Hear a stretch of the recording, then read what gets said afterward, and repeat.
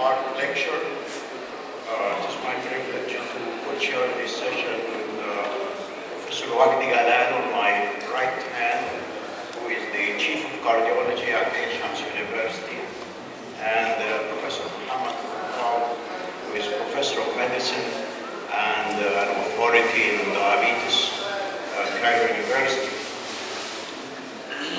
The speaker is Sir Yaccoub. He needs no introduction, and he is, I think it is a privilege to have him with us this morning. Sir Magdi, besides being a first-class surgeon, scientist, human being, but I think one of his best virtues that he is a very modest man. Modesty is one of his noble characters.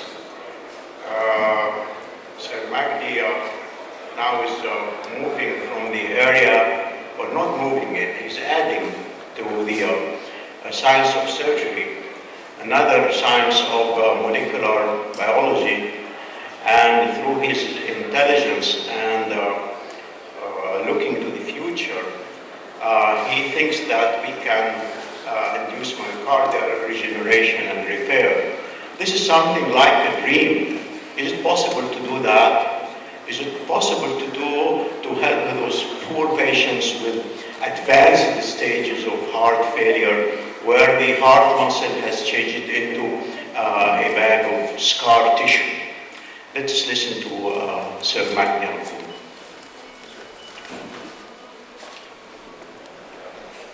Professor Muhammad Ibrahim, Chairman, ladies and gentlemen, it really is a great privilege for me to be here to talk to this society where I started my career. My topic this afternoon, or this morning, is to do, as you have heard, with myocardial regeneration and repair. And I think, as Dr. Muhammad Ibrahim said, I'm thinking of great men following. It is true that progress in science and medicine is not a slow, continuous process. As a matter of fact, it is episodic, and it requires imaginative leaps. This is not my own idea. This was articulated by the late Sir Peter Medawa, who had a major impact on our thinking, both in science and medicine, both in terms of transplantation biology, but even more in terms of philosophy of science. So, with following these episodic imaginative leaps, it is absolutely essential that this would be followed by painstaking putting into perspective whatever has happened. The problem is, like we have seen and we continue to see in regenerative medicine, particularly as it relates to stem cell biology and medicine, that there is a massive amount of hype, and that has to stop. It has to be painstaking, putting things into perspective. Now, what is regeneration? And I tried to look at that from different dictionaries, and I found that regenerate could be either rejuvenate, and therefore it is actually revive what you have, or regenerate through repopulation of the myocardium, for example, through cell division, cell therapy, or tissue engineering. But it is, as we have heard from the previous talk, essential to see whether we can make the cells which are injured become healthy again. If we can't, then we have to repopulate. Usually there is a combination. Now let us go back in history, in natural history, and in Greek mythology. Let me start with Greek mythology and then into natural history. In Greek mythology, there is a myth of somebody who defied all odds, Prometheus.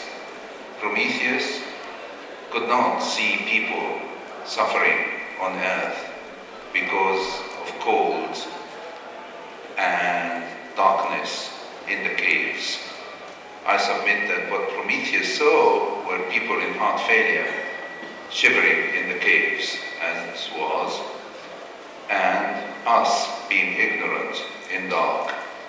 Prometheus didn't like that at all, and he defied the gods in those days and brought light from the sun to the earth to get both light and warmth.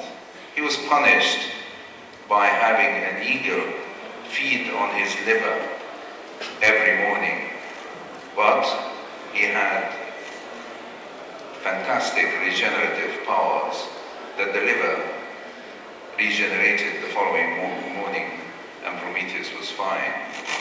So it appears that Prometheus did have regenerative power. But if we go into natural history, there are vertebrates who are in adult life are capable of regenerating essential organs like the dorsal crest, limb, retina, lens, jaw. And these vertebrates, the only one we know of is the newt. And so you can remove an eye of a newt and it will grow another eye. If you remove a limb, and this is really fascinating, because if you cut the limb of a newt below the elbow, the newt regenerates another joint, the wrist, fingers and everything else. If you go on to cut the limb above the elbow, the progenitor cells at that site are so programmed to grow another limb, including an elbow and the wrist. How can that be? It appears to be simple because the progenitor cells, and I'm avoiding the use of stem cells, progenitor cells at each site are fully programmed. They know precisely where they are, and they're programmed to produce what is missing. What happened to us then, human beings? We seem to have lost that capacity to regenerate our organs. Maybe we lost that because evolution concentrated on giving us a massive brain. The fact that we have a large brain doesn't mean that we have everything else like a newt. So we have lost something. The question is, can we regain it? This is being studied at many levels. This is one of my colleagues, Nadia Rosenthal, who has joined our center recently. And Nadia has been dedicated to regenerative therapy for a long time. And actually, she is the head of European Molecular Biology Labs in Monte Rotondo, which is near Rome, and specializes in transgenic models for studying human disease. That's a fantastic branch. Nadia has joined us at her field, and now, by her joining us, we are part of the European molecular biology labs, which are situated in different parts of Europe, including Greece. And we now hope, and we have agreement, that this should extend to Egypt. And this is what a dream, but actually there is full agreement that that can happen. I say that because if we are to make an impression on such issues as regeneration, we need many institutions like the ones I'm showing here. Now, regeneration, as it applies to cardiology, is actually for the treatment of regenerating the myocardium in patients with heart failure. As you know, patients with severe heart failure have a very poor prognosis once they reach that level of severe heart failure. And the prognosis is much worse than cancer or any other dreadful disease. At that stage, the only viable option is transplantation, and has been for some time. But now we have to develop non-transplant options for these patients. How can we do that? And why? Why is very obvious, because the number of transplantation, because of the available donors, is progressively going down, as you can see here. This is our own center, Hayfield. We used to transplant 150 hearts a year, 140 or so, and 70 plus lungs, so with 203 heart lung or lung a year. Now that number is about a quarter right now. Why? Because of the lack of donors. So transplantation is not an option to treat all patients with heart failure. We need other things. If we are to do that through regeneration, we have to go back to basics and understand what is the cause of heart failure. For a long time, heart failure was looked at as a syndrome, and there were many theories about why this syndrome occurs. We now know for sure that heart failure is due to a progressive process in the myocardium, which is, for the lack of a better term, is termed remodeling. Why remodeling? Because it's usually associated with dilatation and hypertrophy.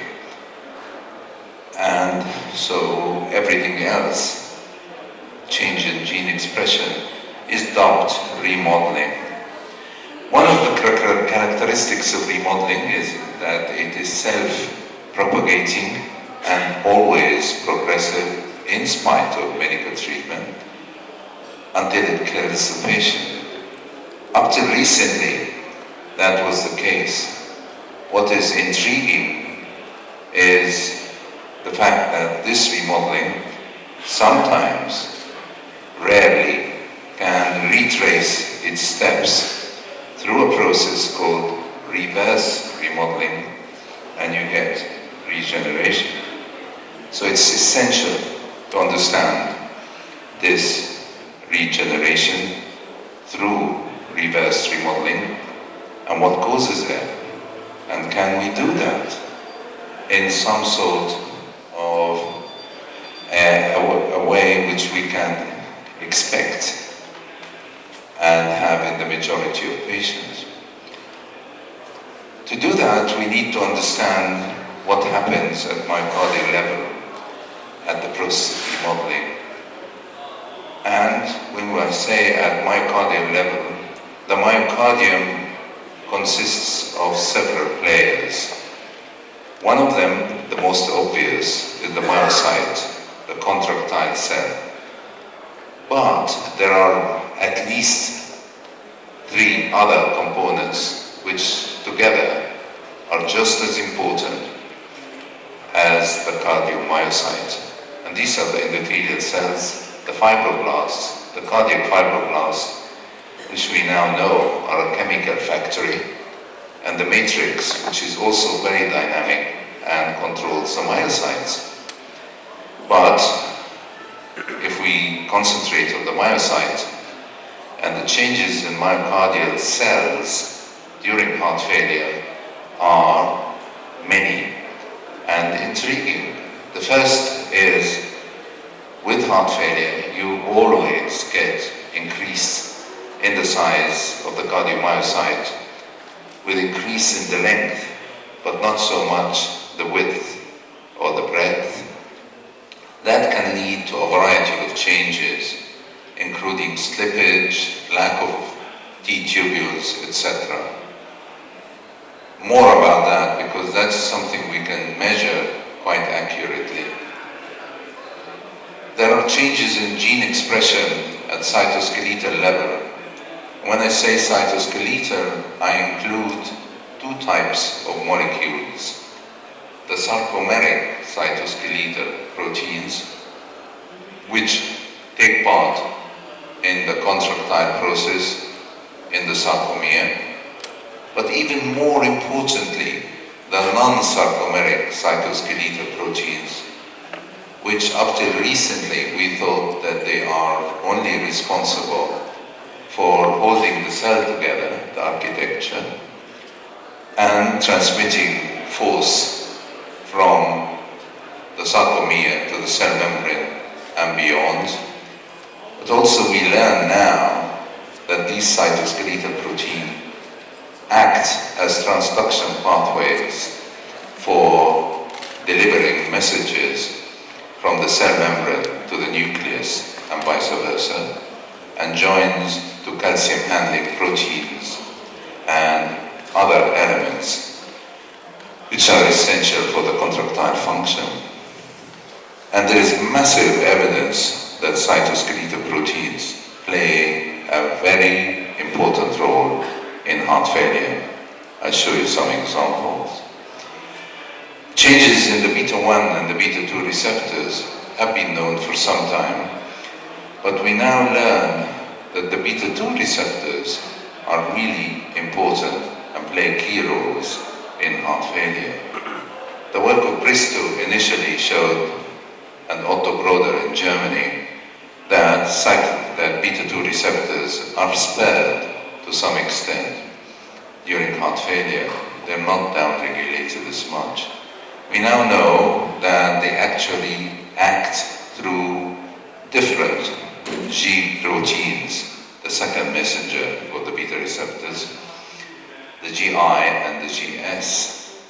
And the GI actually inhibits cell contraction, but importantly activates survival pathways and gene expression, while the GS stimulates the cell, but at the expense of cell death, if that goes on.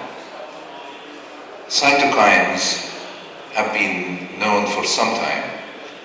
Pro-inflammatory cytokines like TNF-alpha, IL-1, IL-6, and so on were thought to be generated somewhere else in the body and actually act on the myocardium. Now we know for sure that the myocardial cell itself has representatives of the innate immune system, led by molecules like Toll receptor number 4, TLR4, which make the cell itself express both pro and anti-inflammatory cytokines, which play very important roles in heart failure. Now, I can go on a bit more, except that I will stop by saying the next key molecule, and I say key because they are key, are the calcium handling proteins. Because as you know, calcium is the transmitter, the chemical transmitter for cell contraction in the myocardium.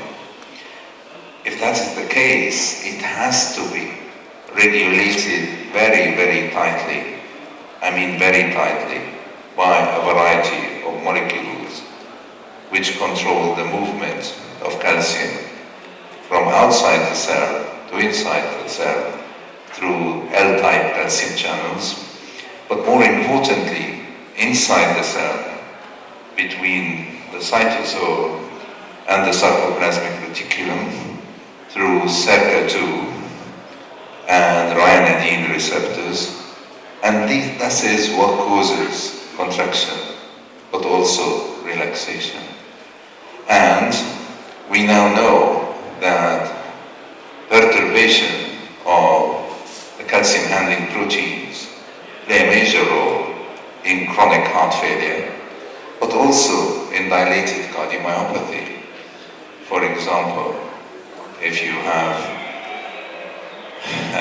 Crania, who works in the United States, and she's originally from Greece, had found that mutations in the gene encoding phospholamban, which is an important protein which regulates sarcoplasmic reticulum, if you have a defective gene, the family develops dilated cardiomyopathy and die of heart failure. So the story is really intriguing in trying to understand why heart failure progresses at molecular level and why it regresses. Endothelial cells are really important, and there are many simple examples. We know that myocardial flow reserve, as measured by a variety of methods, is one of the best prognostic indicators for progression or regression of heart failure. I mentioned fibroblasts. Now we know that fibroblasts influence the myocardium through a variety of functions. The most obvious is production of collagen. That has been known for some time. However, our knowledge of collagen is increasing tremendously because of tissue engineering. And we know that collagen can be either cross-linked or non-cross-linked. And some excellent work from South Africa by Kevin Norton has shown that it is the cross-linked collagen rather than the amount of collagen which is important. And we can now measure that by sequencing the triple helix, because collagen is not a double helix but a triple helix. So we can have a handle on that, and it's really quite intriguing. But the fibroblasts also are a chemical factory, and we have shown that quite clearly in our lab. If you use a beta-2 agonist, clenbuterol, for example, which I'll talk to you about in a minute, it acts more on the fibroblasts, and the fibroblasts produce growth factors, in our case IGF-1, which Nadia Rosenthal is very interested in, which is insulin growth factor number 1. IGF-1 is very, very, very important, both in producing physiologic hypertrophy of the myocardium and also enhancing function. So the fibroblasts are not just cells there to fill in when the heart muscle dies. It's a lot more. We need to understand more. Equally, the matrix is in a dynamic state with the matrix metalloproteinases and the other inhibitors. We thought that that was only to influence the physical properties of the myocardium, but not so.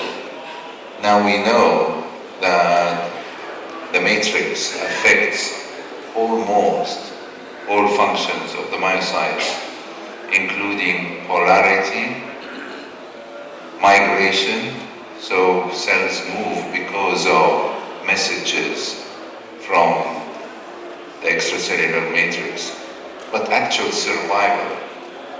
And through doing experiments on the glycome, the sugars in the extracellular matrix, you can determine whether the cells are going to survive or not. That's essential in regeneration. Let's just look at a few of the changes which I have mentioned. The first is the size, and these are single myocardial cells isolated by digestion of myocardium from a patient with idiopathic dilated cardiomyopathy who was having left ventricular assist device. And one of our researchers, Terracciano, separated the cells. Each one of these is a myocardial cells. If you compare that to normal cardiomyocytes from the left ventricle of a donor heart, you find a massive increase in size. And that's very worrying, because I know, all cardiologists in this room know that hypertrophy is a bad prognostic indicator. And I think Professor Ibrahim has done some work on that epidemiologically, and we know that. The question is, does regression of hypertrophy always mean recovery? And that, we have challenging ideas in that direction. Because that's the same patient following left ventricular assist device that myocytes have regressed. But that regression doesn't always mean that the myocytes have recovered function as well. And there is a paper from our group just saying that. Because myocytes, you can look at their contractility by either looking at calcium sparks or by actually looking at their contraction by tagging, and you can see the way they respond to electrical stimulation through what's called the force-frequency relationship, which is in humans always positive, but in heart failure it's badly negative. As you pace, the function goes down, the force goes down. This is recoverable, but not entirely. And this is something which we have to look at. This cartoon here just shows you the intriguing functions of the cytoskeletal proteins. This is the sarcomere, the thick fibers and the thin fibers, the myosin heavy chain and the actin, which most of you would be familiar with, and mutations in the genes encoding that actually cause hypertrophic cardiomyopathy most of the time, whereas mutations in the non-sarcomeric cytoskeletal proteins produce dilated cardiomyopathy. What does that tell you? That they play a very important part in the function of the myocytes. The linker proteins at the cell membrane are also important, and you will all be familiar with the fact that Duchenne muscular dystrophy patients develop heart failure. So these proteins are important. If you look at them in heart failure, like we are doing, by microchip analysis, you find massive changes in gene expression. So it's very important to build a database of DNA, what mutations you have, but also in chronic heart failure, even if your genes are normal, the expression can be very abnormal and can be either abnormal or normalized. I mentioned the calcium handling proteins. One of the key calcium handling proteins is SERCA2, and it's regulated by phospholamban.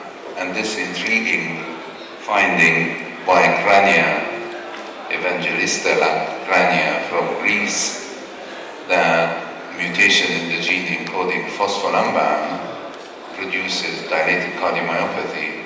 I say intriguing because she found that this mutation is only found in patients from the Eastern Mediterranean, i.e. Greece.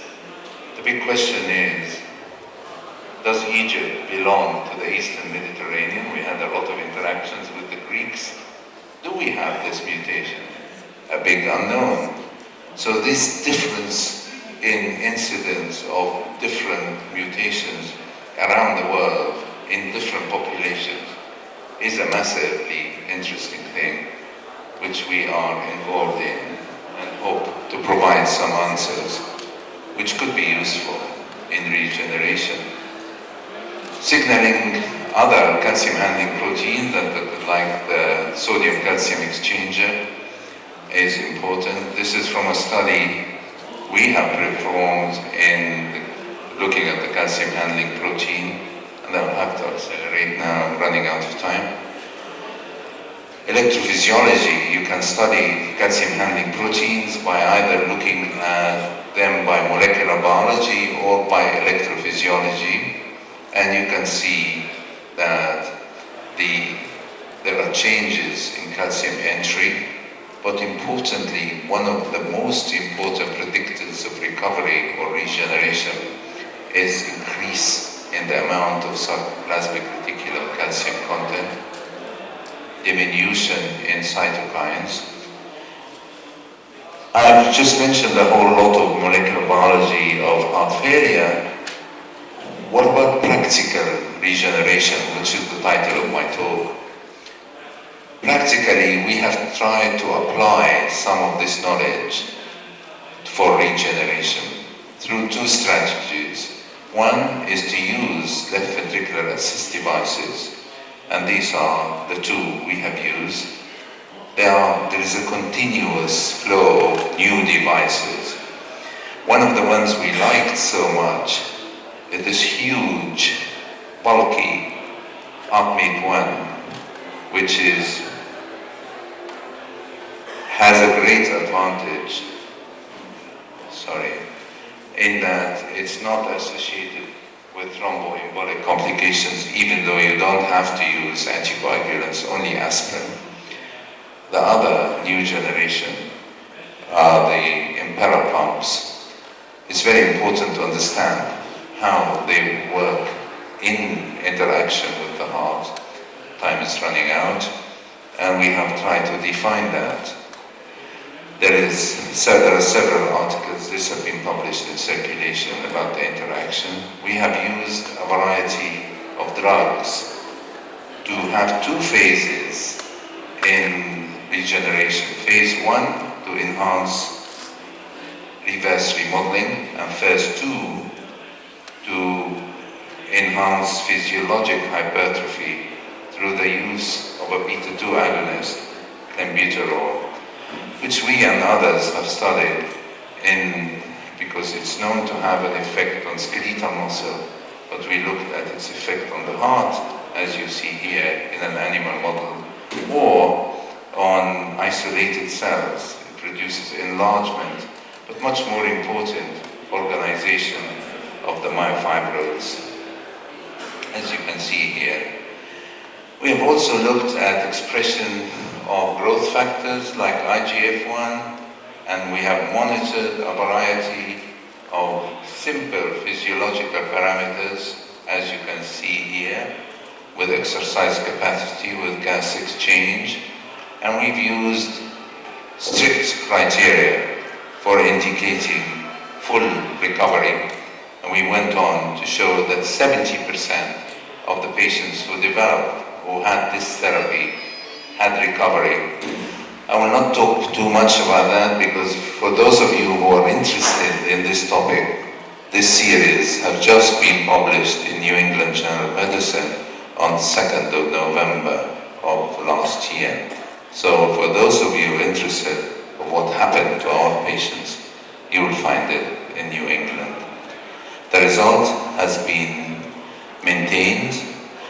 These patients who were in terminal heart failure, you can see, are having an excellent quality of life, back to life, if you like.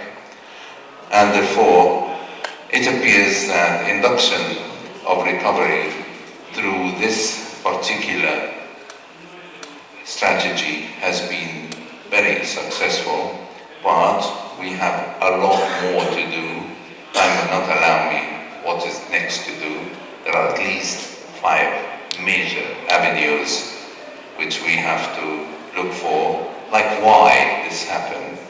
And this is the same patient before and after, some of the molecular pathways, repopulation, and so on. Time will not allow me to go into cell therapy, which is the other avenue for regeneration, only to say that although it is extremely promising, it is not here as a modality to be applied routinely in patients. Really, everybody now is a bit cross about the hype which has been going on about cell therapy solving the problem. Yes, they will solve the problem, but not now. It could be 5 to 10 years, I don't know. But to have companies actually misleading patients, giving them cells, is really wrong. It should be continued in very controlled fashion, mainly in the lab. I show here some of the issues, and I have a lot in our lab. We work very hard in the lab, but we do not go injecting it into patients because it really is premature. It will come, but the hype must stop. I think with that I must stop as well, and because there are many things to do with the mechanisms of cell therapy, but I just said enough for the morning. Thank you very much.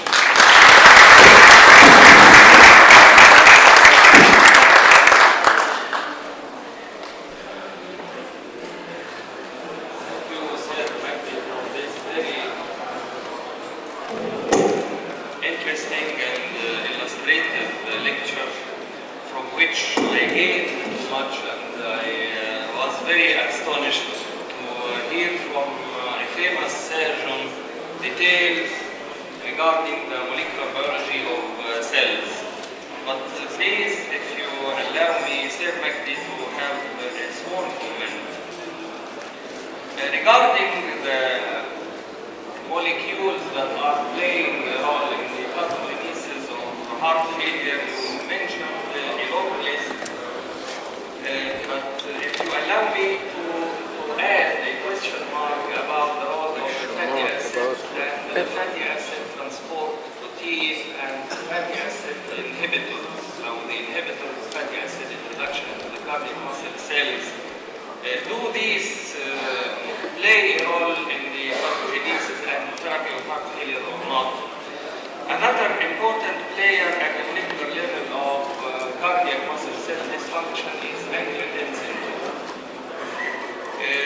Regarding the matrix degrading metalloproteinases and their inhibitors, I observed that you concentrated on the matrix degrading metalloproteinase 1. And there are a long list of inhibitors and metalloproteinases that may play a role, and there are some comments regarding the value of drugs such as tetracyclines, which are known to inhibit the inhibitors. Do these have a beneficial effect in the future therapy of heart failure?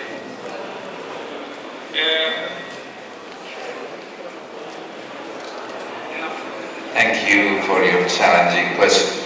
I think you're absolutely right in saying my list was not comprehensive, and I have to apologize about that because metabolic pathways have for a long time been ignored in heart failure, and some of the microchip analysis, the microarray has shown that up to 55 to 60% of the changes are in enzymes and substrates in metabolic pathways. Fatty acids are one of them, and they are controlled by a variety of molecules, and that's being studied. The use of drugs like statins can be helpful in myocardial function. The trouble is that they are very pleiotropic. They act not only on fats, but on inflammatory pathways and other pathways, but it is still being looked at. Your point about angiotensin is very well taken, and I have talked about pathways in cell growth and inhibitory and using AT1 receptor antagonists in our protocols as well as ACE inhibitors because they are produce reverse remodeling and they improve calcium handling. So angiotensin is definitely, interestingly, it's being produced by fibroblasts as well. So that's absolutely right in terms of what you have just said. Your other point was about MMPs. We have a paper which should be coming out soon, I hope, in the European Heart Journal, where we looked at all the MMPs, both membrane-bound and in the ACM, both the MMPs and the TIMPs as well, from 1 to 14. It turns out that 1 and 9 are the two important. And to be more confused, we are in a state of confusion, if you might say, this line between, as Peter Medauer used to say, it's treading on a line between complete understanding and complete confusion, and we are just in between. We veer towards confusion a lot of the time. It seems that MMPs didn't come up as important, but TIMPs did, and TIMP1 just came up, and TIMP14. So it is confused, and it turns out that TIMP1 doesn't act only on the extracellular matrix, but has other direct effect on the inflammatory pathways. So the picture is confused, and we should continue to monitor that. Should we use them as therapeutic targets by using drugs? I honestly think it's slightly premature. Definitely premature. Thank you so much. I have a question. We have just finished a debate on the use of CRT in patients with refractory heart failure. And the debate was on responders and non-responders, how to select. And I think in the era of cell transplant, what do you think about how to select patients, ideal patients for this technique, and how to know the responders and non-responders in the base of different variables, genetic abnormality, mutations, and you have shown that in EBS we can test the calcium abnormalities. And what's the long-term expectation of this technique? Comparing this with like an electrical management of some etiological patients, or just refractory patients.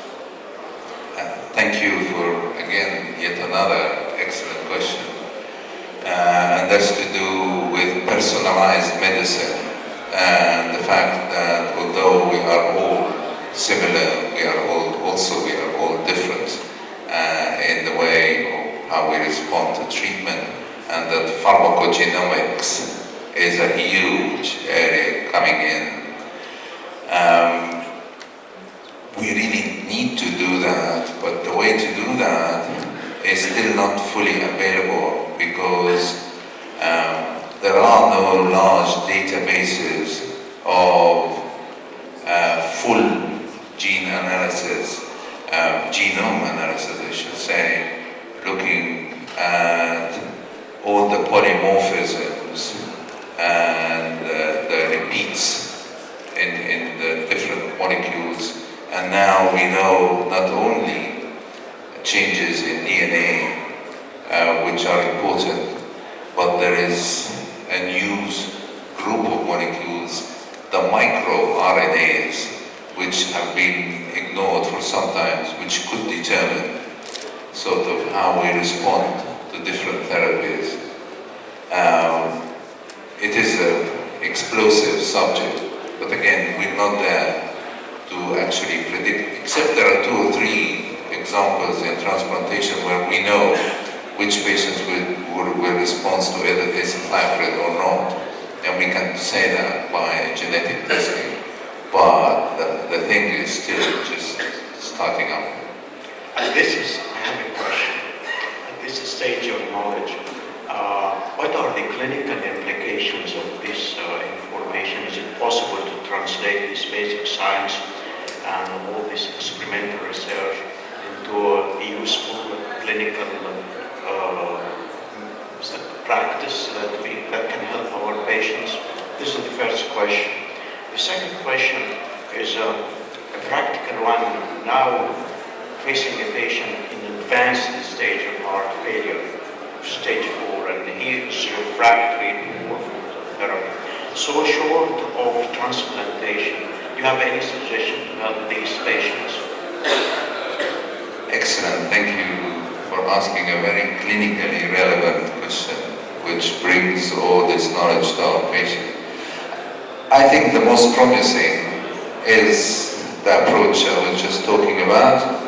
It's still very expensive, but to use left ventricular assist devices, expensive and messy as they might be at this stage. Sorry? And unpredictable. Sorry? Unpredictable. You can. 70% will improve, and not only that, but we probably 70% is a massive number that we can take the device out, and they run around like that patient you have seen for 7-8 years, and we hope longer. So and these are terminal heart patients, as you say, and these are patients with non-ischemic dilated cardiomyopathy, but we think that at least half of the ischemic dilated cardiomyopathy can respond to that. Now, with the therapy we give, with the combination therapy, you can explant in 70%. You will argue, quite rightly, I might say, what will happen to the 30% with your ridiculous device. Actually, the small devices seem to be performing in the so-called destination therapy, which I was against, and now I'm having to change my views. It's not bad at all. We have patients running around with the small pump, totally transformed. We have a program in Greece as well as in London, but the Greek guys are running around saying, I sold everything and I was going to die, and now I'm full of life with this machine. I don't want it out. And this is ischemic cardiomyopathy. So there might be a place for destination therapy as well as recovery. I think recovery and regeneration is the most tantalizing thing I have ever seen in my whole life. But destination therapy is a second best. These patients, when you are talking about grade 4, just emaciated, goodbye, I'm leaving this world, suddenly coming back and running around with a device. We still have the economic problem. These devices, they cost up to 70,000 euros or 100,000 euros to buy the device alone. This cannot go on. The price has to come down and to be applicable to everybody or to a large number of patients if we want to make an impact. Are we going to find therapeutic targets? And I think you probably meant that from the molecular biology. Hopefully yes, through this knowledge we find that we will say something which will affect survival factor, AKT1 or something is the way to go. We're not there yet, I don't think. Thank you very much. I think because of time constraints, and there is another session that should start immediately, we have to take